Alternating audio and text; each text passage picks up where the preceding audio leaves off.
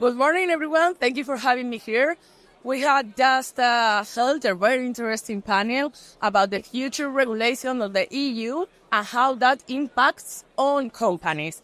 It is really interesting to know how the legislation can be an opportunity, but also a burden for the companies who have to comply with all these new regulations that are coming. Now we have the NIS2, the CRA, but it's coming the CSI, and so on. And then the legislation, the implementation legislation. So it's really important when the policymakers develop this regulation to have in mind who are they regulation for, which is the companies and the citizens. So we need to simplify all the regulation that is going eventually to apply to them. Okay, that's right, because we have different levels of maturity among the member states, and we all have to comply with the regulation. And what do you think about that difference on different maturities levels on cybersecurity on different member states?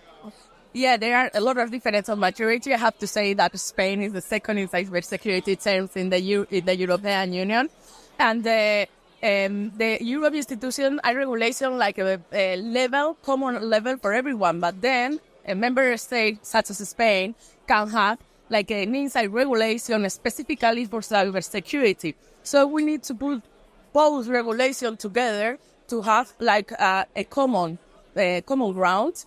And it's really, really important to harmonize because companies, they operate globally, not just locally within the European Union, but also internationally. So they can't be complying with different requirements, different certifications. It should be like one and be able to operate within Europe, but also with frameworks of interoperability and dialogue with other regions and countries internationally.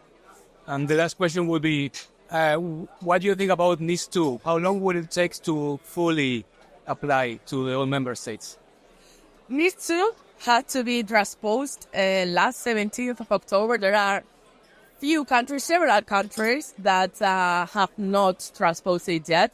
Spain is one of them. But it's just gonna take months to get to get a last test and pass it through the inside institutions, and then the companies have to implement it already. They have to do it now. So us as a public institution need to help them and accompany them in this process because the law, the act, is compulsory already.